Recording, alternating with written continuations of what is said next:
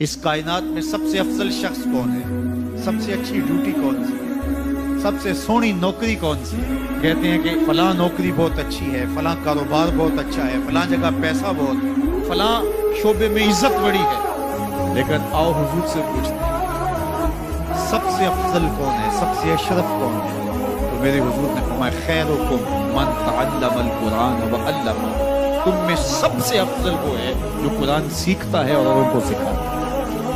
سب سے اشرف، سب سے اچھی نوکری، سب سے اچھا کام، سب سے بہتر وظیفہ اس کا ہے جو قرآن خود بھی سیکھتا ہے اور اوروں کو بھی سکھاتا ہے۔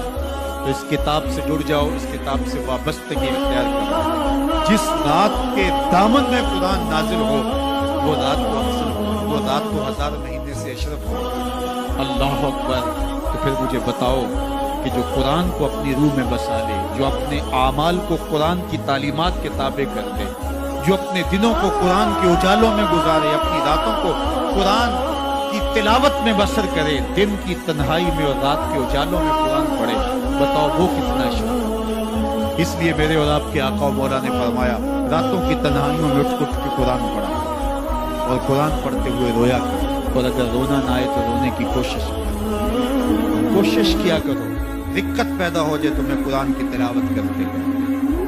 حضرت داتا گنج بخش علی حجویری علیہ الرحمہ سے ایک مرید نے کہا حضرت اگر رونے کی کوشش کریں پھر بھی رونا نہ آئے، فرمایا پھر اپنے مقدر پہ رہو، تم اتنے سنگ دل ہو گئے ہو کہ تمہاری آنکھیں آنسو کا خراج نہ دیں۔ تو اس کتاب کے ساتھ جڑ جاؤ، تعلق کو مضبوط کر لو، اور اس کتاب سے وابستگی تمہیں دنیا آخرت کی بہتری کی ضمانت فراہم کرے گی۔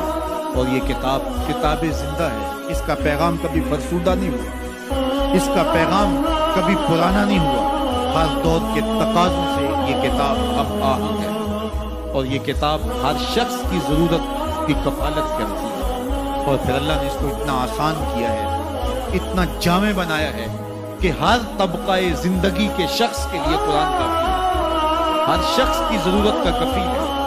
اس کو ایک عام شخص پڑھے تو اس کو بھی نور ملتا ہے، ایک نقطہ بھی شخص اس قرآن کا مطالعہ کرے تو اس کو بھی روشنی ملتی ہے، ایک فلسفی پڑھے تو محروم وہ بھی نہیں ہوتا۔ جو بھی اس قرآن سے پڑھے، دیکھیے کچھ کتابیں ایسی ہوتی ہیں وہ بچوں والی ہوتی ہیں، جو پڑھے لکھے لوگ ہیں ان کی کوئی دلچسپی وہاں نہیں ہوتا، الف انار اور بے بکری میں انہیں کوئی دلچسپی نہیں ہوتی، اور جو بڑی کتابیں ہیں بچوں کی سمجھ سے ورا ہوتی ہیں۔ لیکن یہ واحد قرآن ہے، جس طبقے کا شخص بھی ان پڑھ پڑھے تو اس کو بھی نور ہے۔ میں دیکھتا ہوں تلاوت چل رہی ہوتی ہے، تلاوت عربی میں ہے، اور بندہ عربی جانتا نہیں ہے وہ بھی جھوم رہا ہوتا ہے، اس کو بھی حظ مل رہا ہوتا ہے۔ یہ کتاب ہر طبقہ زندگی کو روشنی دیتی ہے، یہ قیامت تک آنے والی انسانیت کے لیے رشد و ہدایت کا صحیفہ ہے۔ اس کتاب سے جڑ جانے سے بلندیاں نصیب ہوتی ہیں۔ جس رات کو یہ کتاب اترے وہ رات تو لیلۃ القدر کہلائے، اور جو شخص اس کتاب سے وابستہ ہو جائے اور اس کتاب کو اپنی روحوں میں سمولے وہ ذی قدر کیوں نہیں ہوگا، وہ عزت کا مالک کیوں نہیں ہوگا، وہ شانوں اور عظمتوں کا مالک کیوں نہیں ہوگا۔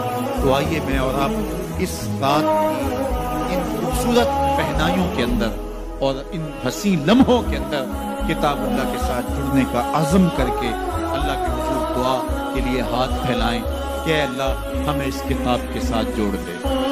یہ کتاب زندگی بخش ہے، اللہ پوری امت کو اس کتاب کے ساتھ جوڑ دے۔ اقبال کہتے ہیں فاش می گوئم آنکھ در دل مزمرست، ای کتاب نیز چیزیں دیگرست۔ جو میرے اندر چیز چھپی ہوئی ہے اس کو کھل کے اگر بتاؤں، یہ کتاب نہیں، یہ کوئی اور ہی شے ہے، یہ زندگی بدل شے ہے، یہ حیات ساز کتاب ہے، یہ زندگی کو روشنی اور اجالوں سے بھر دینے والی کتاب ہے، یہ پستیوں سے اٹھا کے بلندیوں تک پہنچانے والی کتاب ہے۔ اس کا حرف حرف روشنی ہے، اس کا لفظ لفظ اجالا ہے، یہ زندگی کو زندگی کا حقیقی نور دینے والی کتاب ہے۔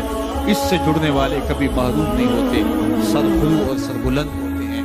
اللہ ہمیں اس کتاب رحمت سے جڑنے کی اور جڑے رہنے کی توفیق عطا کرے، اور اس امت کو اس کتاب کے ساتھ وابستگی اللہ نصیب کرے۔